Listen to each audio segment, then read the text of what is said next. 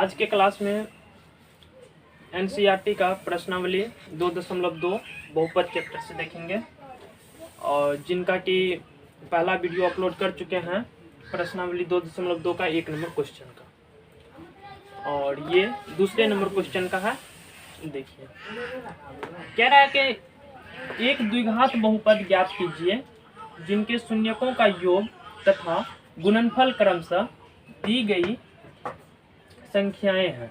मतलब कि एक द्विघात बहुपद ज्ञात करना है जिनका शून्यकों का योग तथा गुणनफल जो है दिया गया है, इस पर एक द्विघात बहुपद का निर्माण करना है। आप लोग को पता है द्विघात बहुपद का स्टैंडर्ड फॉर्म क्या है। द्विघात बहुपद का standard form ax² + bx + c = 0 है। इन्हें फार्मूला विधि से भी बना सकते हैं। अल्फा प्लस बीटा का whole x² plus alpha into beta x plus अचर पद रहता है बराबर 0 करके बना सकते हैं। पर इसे फार्मूला विधि से नहीं बनाएंगे, इसे अलग तरीका से बनाएंगे, बिल्कुल अलग तरीका से, ताकि मेथड सीखेंगे बनाने का, सवाल बनाने का तरीका सीख लेंगे। फार्मूला यादें रखने की कोई ज़रूरत नहीं है। फार्मूला भुला गए तो पूरे चौपट हो गया। इसीलिए एक अलग तरीका जानेंगे और जिस तरीका से किसी भी सवाल को आसानी से बना सकते हैं और फार्मूला का कोई झंझट नहीं रहेगा। तो देखिए दिया गया जो सब है वो पहले लिख लेते हैं। दिया गया है कि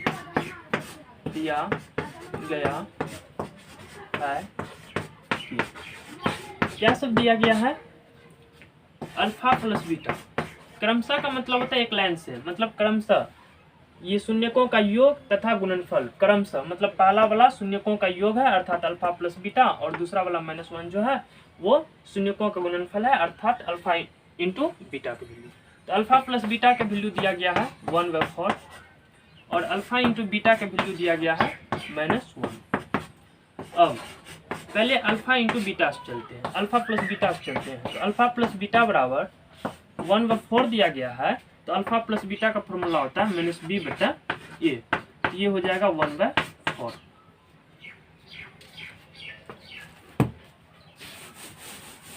अर्थात b/a हो जाएगा -1/4। इसमें यदि देखें तो b का वैल्यू -1 आ गया और a का वैल्यू 4 आ गया। स्टैंडर्ड फॉर्म में यदि a का वैल्यू पुट करेंगे, b का वैल्यू पुट कर देंगे, तब तो ये ax² + bx तक तो बन गया, लेकिन प्लस c जो है वो नहीं आया। तो इसमें करना क्या है, c का भी वैल्यू निकालना है। c का वैल्यू किससे निकालेंगे, तो अल्फा इंटू बीटा से निकालेंगे। अब अल्फा इंटू बीटा बराबर है -1 और अल्फा इंटू बीटा का फॉर्मूला होता है, अब को थोड़ा ऊपर में लिख देते हैं, अल्फा इंटू बीटा का फॉर्मूला होता है c/a। तो -1/a की जगह यहाँ बट्टे में नहीं कुछ तो 1 हो जाएगा। अब देखिए यहाँ पर a का वैल्यू 4 है और इसमें a का वैल्यू 4 आ जाएगा, और ये जो वैल्यू है ना a का वैल्यू दोनों में अलग अलग नहीं आनी चाहिए, सेम आनी चाहिए। तो नीचे में यदि एक में यदि 4 से गुना कर दे तो a का वैल्यू इसमें भी 4 आ जाएगा। अगर नीचे में 4 से गुना करेंगे तो ऊपर में भी 4 से गुना करना पड़ेगा, ताकि काट देंगे तो कोई फर्क नहीं पड़ेगा। अर्थात c/a है तो इसे -1/1 × 4/4 लिख सकते हैं। अर्थात ये c/a = -4/4 हो जाएगा। अब देखिए इसमें c का वैल्यू हो गया -4 और a का वैल्यू देखिए 4 हो गया। a का वैल्यू दोनों में 4 है, b का वैल्यू पता है, c का वैल्यू पता है। क्या द्विघात बहुपद पता नहीं चलेगा कौन सा है, निश्चित रूप से पता चल जाएगा। अर्थात द्विघात बहुपद के मानक रूप से लिखेंगे यहाँ पे, द्विघात बहुपद के मानक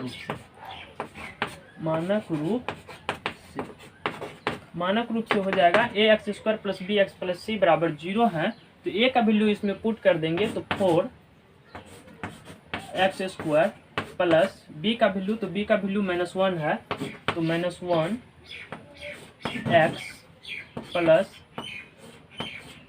सी का वैल्यू कितना है, -4 है, -4 दे देंगे यहाँ पे बराबर 0। ये हो जाएगा 4x² plus minus minus x plus minus minus 4 बराबर 0। यही हो जाएगा आंसर। बिल्कुल बहुत ही आसान सा सवाल है, कुछ भी इसमें डिफिकल्ट नहीं है, बहुत ही आसान सा सवाल है, बस ये हो जाएगा आंसर। देखिए यहाँ पर किए क्या है, पहले सवाल में दिया गया कौन चीज़ है और उसे बनाने का तरीका क्या है। बहुत ही आसान सा तरीका है, इन सब तरीका से किन्हीं भी सवाल को आसानी से बना सकते हैं। सवाल कह रहा है कि एक द्विघात बहुपद ज्ञात करना है जिसके लिए शून्यकों का योग तथा गुणनफल क्रमशः दिया गया है 1/4 और -1 दिया गया है इसमें। तो अल्फा प्लस बीटा का वैल्यू दिया गया है 1/4, अल्फा इंटू बीटा का वैल्यू दिया गया है -1। पहला वाला शून्यकों का योगफल, दूसरा वाला शून्यकों का गुणनफल है। तो यही लिखे दिया गया है कि alpha plus beta is equal to 1/4 और alpha into beta is equal to -1। अब देखिए alpha plus beta is equal to 1/4 जो दिया गया है, तो अल्फा प्लस बीटा का फॉर्मूला लागू कर दिए।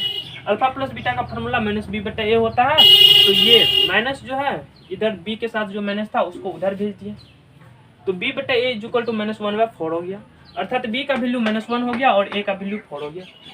अब दूसरा चीज क्या दिया गया है, यहाँ पर देख लेते हैं, a का वैल्यू पता चल चुका है, स्टैंडर्ड फॉर्म में यदि बैठाएंगे तो a का वैल्यू पता है, b का वैल्यू -1 पता है, तो a का वैल्यू पता है, b का वैल्यू पता है, लेकिन c का वैल्यू तो पता नहीं है। तो चलेंगे दूसरा चीज जो दिया गया है अल्फा इंटू बीटा, इनसे चलेंगे। तो alpha into beta is equal to -1 दिया गया है, तो alpha into beta is equal to होता है फॉर्मूला c/a लागू किया और -1 बाय में मतलब बट्टे में कुछ नहीं है तो 1 है। अब यहाँ पर जो a का वैल्यू 4 है, इसमें a का वैल्यू 1 आ जाएगा। अगर यहीं पर देखें तो a का वैल्यू 1 और c का वैल्यू -1 हो जाएगा। तो c का वैल्यू क्या आएगा उससे कोई मतलब नहीं पहले, लेकिन a के वैल्यू पर ध्यान देना।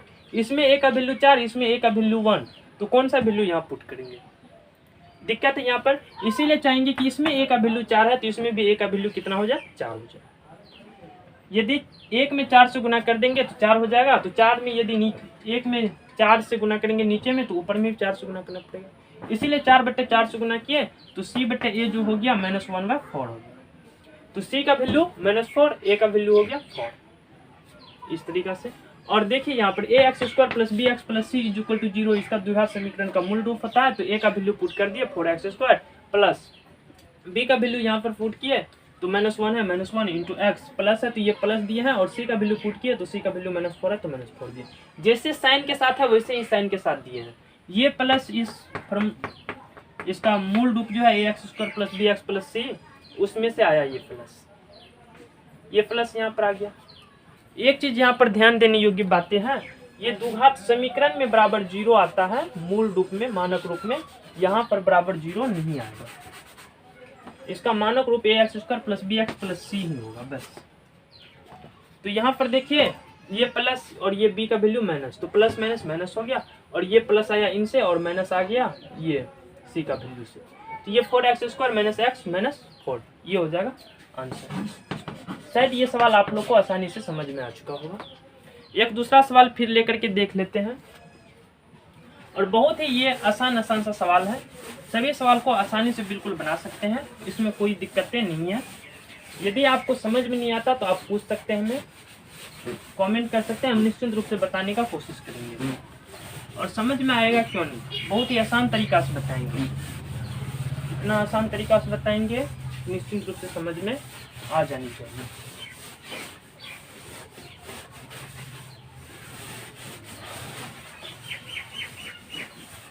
मूल रूप से सवाल क्या कहता है ये आप लोग को समझ में आ चुका होगा, कि ये जगह के लिए इन्हें थोड़ा सा पूर्णतः साफ कर देते हैं।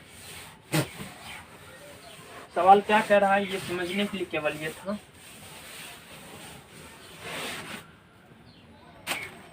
यदि दूसरे नंबर का सवाल देखें हम फिर से, दूसरे नंबर का दूसरा नंबर सवाल देख लेते हैं।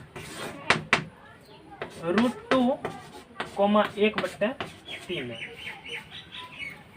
√2, 1/3 मतलब कि दिया गया जो है, दिया गया है, क्या दिया गया है, तो अल्फा प्लस बीटा का वैल्यू, शून्यकों का योगफल √2 दिया गया है। और अल्फा इंटू बीटा का वैल्यू 1/3 दिया गया। अब अल्फा प्लस बीटा का जो वैल्यू दिया गया है इनके फॉर्मूला से चलेंगे तो अल्फा प्लस बीटा का फॉर्मूला -b/a होता है। ये √2 बट्टे में नहीं कुछ तो 1 है। ये जो माइनस है उधर भेज देंगे तो b/a जो होगा ये माइनस इसके साथ आ जाएगा √2 के साथ, तो √2 हो जाएगा बट्टे में। ऐसा नहीं माइनस नीचे में नहीं 1 के साथ नहीं आ सकता, आ सकता है पर नीचे में माइनस नहीं दिया जाता है।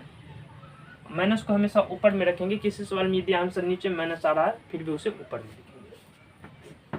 वैल्यू पर इफेक्ट पड़ सकता है, बहुपद बदल सकता है यदि हम साइन बदले तो इससे आंसर पर कोई फर्क नहीं, आंसर पे फर्क भी पड़ सकता है, ऐसा नहीं पड़ सकता। फिर आंसर को यदि सॉल्व करें द्विघात समीकरण को तोड़े शून्यक निकाले तो ये अल्फा प्लस बीटा और अल्फा इंटू बीटा का वैल्यू यही आ जाएगा। तो बहुपद अलग तरीका से हो सकता है, ऐसा नहीं किताब का जो आंसर है वो मिलना ही चाहिए, ऐसा नहीं। कई बार सवाल कई तरीका से बनता है और आंसर भी अलग आते हैं पर उसको फिर से तोड़े तो वही आंसर या वही जहाँ से तोड़े हैं सवाल को वहीं पर पहुँच सकते हैं। तो b का वैल्यू इसमें हो जाएगा -√2 और a का वैल्यू हो जाएगा 1। इसको घेर इसीलिए देते हैं ताकि इनकी ज़रूरत है और इन पर फोकस रहे। उसके बाद a का वैल्यू पता चल गया, b का वैल्यू पता चल गया और द्विघात बहुपद का जो है मूल रूप होता है अर्थात मानक रूप ax² + bx + c। ए का वैल्यू पता चल गया, बी का वैल्यू पता चल गया, सी का वैल्यू तो पता नहीं है। सी का वैल्यू पता करने के लिए अब जो दिया गया है अल्फा इंटू बीटा उनको तोड़ेंगे।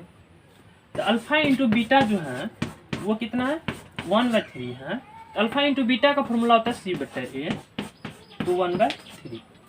अब देखिए इसमें a का वैल्यू 1 है और इसमें a का वैल्यू 3 है। वैल्यू तो समान नहीं है लेकिन वैल्यू को समान लाना है।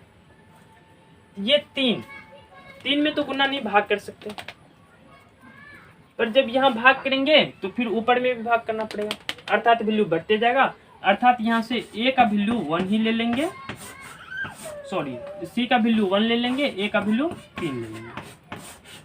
दोनों जगह a का वैल्यू अलग है, घबराना नहीं है। इनमें जो है अब फिर से इनको यहाँ से b/a का जो वैल्यू आया है -√2/1 इनको फिर से तोड़ेंगे और इसमें a का वैल्यू 3 लाने का कोशिश करेंगे। 3 से 1 में यदि 3 से गुना करें कोई फर्क नहीं, ऊपर में भी 3 से गुना कर सकते हैं। तो b/a जो होगा वो हो जाएगा -3√2/3 हो जाएगा। अर्थात a का वैल्यू आ गया इसमें 3 और b का वैल्यू आ गया -3√2। अब ये जो a और b का वैल्यू है इनका वैलिड नहीं है, इनकी मान्यता नहीं है। अब ये दोनों का मान्यता है। इसमें क्या है कि a का वैल्यू समान है, c का वैल्यू अलग आ गया, b का वैल्यू, तो इनसे कोई फर्क नहीं पड़ेगा, a का वैल्यू समान होना चाहिए। यहाँ पर a का वैल्यू समान नहीं था इसीलिए इन दोनों से नहीं चले। बाकी इनको जो है और आगे सोल्व किए और आगे सोल्व करने के बाद a का वैल्यू दोनों का समान आ गया, उन वाले ब्रैकेट से चले। तो द्विघात समीकरण का मूल रूप द्विघात बहुपद का मूल रूप होता है ax² + bx + c। तो इनमें जो है a b c का वैल्यू पुट कर देंगे, रिजल्ट आ जाएगा। और ऊपर में लिख सकते हैं द्विघात बहुपद का मानक रूप और इसमें a b c का वैल्यू बैठा देंगे, आ गया रिजल्ट। तो देखिए इसमें a का वैल्यू 3 है तो एक जगह पे 3x² प्लस है, प्लस देंगे। b का वैल्यू कितना है -3√2 है तो b का वैल्यू -3√2 इंटू x है, x दे देंगे, प्लस है, प्लस देंगे। c का वैल्यू कितना है, c का वैल्यू 1 है तो यहाँ पर 1 आ जाएगा। ये 3x² प्लस माइनस 3√2x + 1 यही आंसर आ जाएगा, कोई दिक्कत नहीं है। इन सब सवाल को बिल्कुल आसानी से कर सकते हैं, किसी तरह का दिक्कत नहीं होगा, बिना फार्मूला मेथड से आसानी से कर सकते हैं। बस सवाल जो है उस तरीका को समझिए, बनाने के तरीका को समझिए। एक बार यदि किसी सवाल को बनाने का तरीका समझ चुके हैं और किस तरीका से बनता है उस रूल को समझ चुके हैं तो निश्चित रूप से सभी सवाल को आप लोग आसानी से बना सकते हैं। बस बेसिक जो मैथ में है वो निश्चित रूप से आनी चाहिए। यदि आपको बेसिक कैलकुलेशन में कोई दिक्कत सब नहीं है तो इन सब सवाल को एक बार यदि समझ लिया तो बिल्कुल ही आसानी से बना सकते हैं, इसमें कोई दिक्कतें नहीं है। बस थोड़े बहुत रूल है उनको याद रखना है। याद कुछ भी नहीं रखना है, अल्फा प्लस बीटा का वैल्यू पुट करेंगे, बस ए बी का वैल्यू निकाल लेंगे। फिर अल्फा इंटू बीटा का वैल्यू पुट करेंगे, ए सी का वैल्यू निकाल लेंगे। और कोशिश करेंगे यहाँ पर ए और सी का वैल्यू, ए का वैल्यू जो है दोनों ब्रैकेट में सेम हो। यहाँ पर कोशिश किए करने का, नहीं हुआ तो फिर से इनको आगे लेकर के बढ़े और ए सी का वैल्यू यहाँ पर समान कर लिए इनसे। इनका वैल्यू नहीं रहेगा, क्यों? क्योंकि इसमें ए का वैल्यू, इसमें ए का वैल्यू दोनों समान नहीं है। इनका ए का वैल्यू, इनका ए का वैल्यू समान हो गया तो इन दोनों से चलिए यहाँ पे, और इस तरह से रिजल्ट आ गया। किसी भी सवाल को बिल्कुल ही आसानी से बना सकते हैं। इनमें से एक सवाल और देख लेते हैं। कौन सा सवाल देखें जो थोड़ा डिफिकल्ट रहे? 5 नंबर सवाल देख लेते हैं। 5 नंबर तो इस मेथड से बिल्कुल ही आसान हो जाएगा, बहुत ही आसान हो जाएगा। चलिए कोई बात नहीं, देखते हैं 5 नंबर की।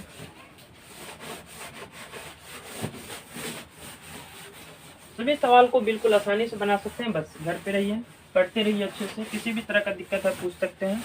यही थोड़ा हम धीरे चल रहे हैं, कोर्स को थोड़ा स्पीड कर देंगे। पूर्णतः स्टूडेंट सब नहीं जुड़े हैं अभी, इसीलिए कोर्स स्पीड नहीं किया है। सब स्टूडेंट, ढेर सारे स्टूडेंट जुड़ जाइए, अपने दोस्तों को भी बताइए, और आप लोग जैसे बोलिएगा वैसे उसी तरीका से बैच चलाएंगे।